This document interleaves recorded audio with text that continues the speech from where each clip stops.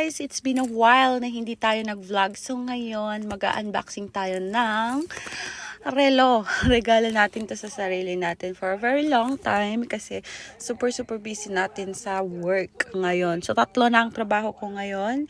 So apart from my normal work, I have overtimes and then plus I have extra job na 2 nights a week.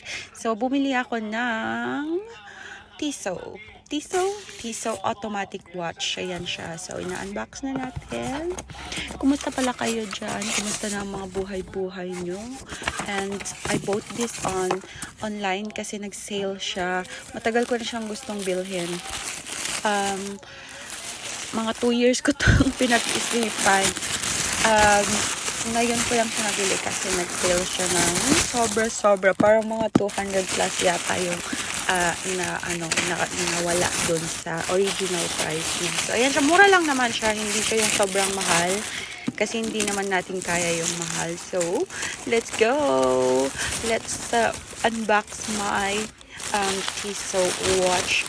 Ito pala is automatic siya ha. Hindi siya yung de baterya.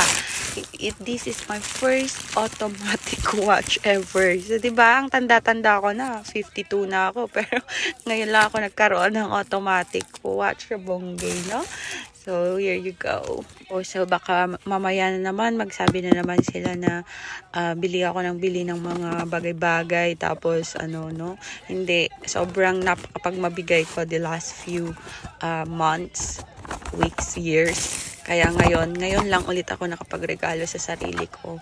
Galing to sa sahod ko doon sa extra job ko na 2 nights a week. Bali yon is Friday night and Saturday nights.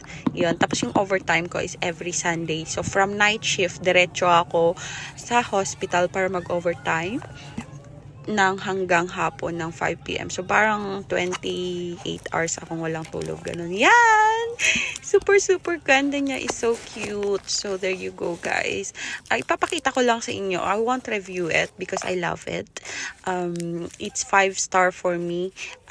This is one of the things na gusto ko na talagang bilhin noon pa. So, yan. So, medyo nag-i-indulge ako ngayon lately kung hindi nyo alam sa mga relo. Kasi, basta gusto ko ng relo. Ganun. So, yan siya. O, rose gold pala yan ha. Silver and rose gold yung tone niya. 2-tone siya. Ayan. Ganda-ganda niya, diba? O, maluwang pa siya. Kaya kailangan ko siyang paputulan. Ayan. Hindi ko naman kasi alam. Kasi puputulan naman dapat yan. Kaya lang hindi ko masukat-sukat yung wrist ko. Kasi wala na ako talagang time. Kahit maligo, wala na akong time. Matulog, wala akong time. Ang dami ko ng utang na ligo at tulog sa sarili ko. So there you go. Bye guys. Thank you.